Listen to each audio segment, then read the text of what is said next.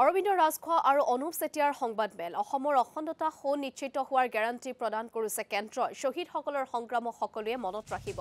1991 চনৰ পৰা বহুবাৰ আলোচনা হৈছে কিন্তু চুক্তি কৰিব পৰা পৰিৱেশ সেই সময়ত হোৱা নাছিল আমাক লৈ একেটা দিনত বহু সমালোচনা হৈছে চুক্তিৰ সুফল ৰাইজে উপলব্ধ কৰিব ডক্টৰ হিৰেন গোহাঁইৰ বাবে এই চুক্তি সম্ভৱ হৈছে বিধানসভাত 88% আসন সংৰক্ষণৰ দাবী আছিল আলোচনাপন্থী আলফাৰ 88% আসন সংৰক্ষণ হলে সৰ্বমুঠ 102টা সমষ্টি সংৰক্ষণ হ'ব সমষ্টি পুনৰ নিৰ্ধাৰণৰ প্ৰক্ৰিয়া সমৰ্থন জনাই এই চুক্তিত স্বাক্ষৰ ইয়াৰ দ্বাৰা 94টা বিধানসভা সমষ্টি খিলঞ্জীয়াৰ হাতত থাকিব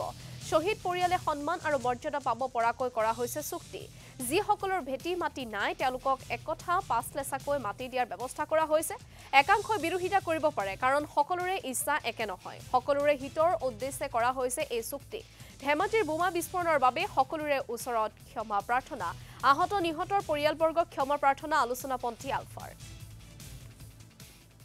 অসমৰ জনসাধাৰণলৈ এই যিখিনি অবিপ্লৱী কাণ্ডৰ কাৰণে সংযুক্ত মুক্তি বাহিনী অসমক দোষাৰোপ কৰি থকা হৈছে আৰু ইয়াৰ বাবে পুনৰবাৰ মই এই সংগঠনটোৰ আজিলৈকে সভাপতি হৈ আছোঁ কালিলৈ পৰা ভংগ কৰিম সভাপতি হৈ থকা সময়তেই মই পুনৰবাৰ গোটেই দলটোৰ হৈ অসমৰ জনগণৰ ওচৰত ইয়াৰ বাবে ক্ষমা খুজিছোঁ যিসকলে ইয়াতকৈও কিবা অধিকাৰ যদি বিচাৰে তেনেহ'লে তেখেতসকলে পৰেশ বুঢ়া ডাঙৰীয়াক ছাপোৰ্ট দি পেলাই সশস্ত্ৰ সংগ্ৰাম গঢ়ি তোলাত সহায় কৰক সেইটোতো নকৰে সেই কলিজাও নাই যেতিয়া ক'ব তেতিয়া শান্তিপূৰ্ণ আলোচনাৰ কথা কয় আৰু শান্তিপূৰ্ণ আলোচনা দি আপুনি ভাৰত চৰকাৰৰ পৰা এই সাৰ্বভৌমত্ব লৈ আহিব আৰু কি আছিল সেইটো লৈ আহিব 371 লৈ আহিব এইটো আপোনালোকে বিশ্বাস কৰে নেকি সাংবাদিক বন্ধুসকলে আমি পৰা নাই এই আপুনি মানি লৈছে যিখিনি পাৰিছোঁ এইটো ৰাইজৰ আপোনালোকৰ সকলোৰে আৰু যিখিনি পৰা নাই সেইখিনি আমাৰ আৰু তাৰ ভিতৰত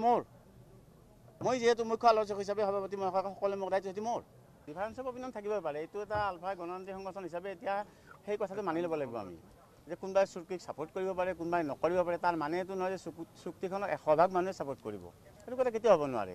আমি সকলোবিলাক সমালোচনাকে আশীৰ্বাদ হিচাপে লৈছোঁ আমি সেই সমালোচনাক যাতে বিচলিত নহয় আমি যি লক্ষ্যত আগবাঢ়িছোঁ সেই লক্ষ্যত আগবাঢ়িবৰ কাৰণে আমি দৃঢ় প্ৰতিজ্ঞ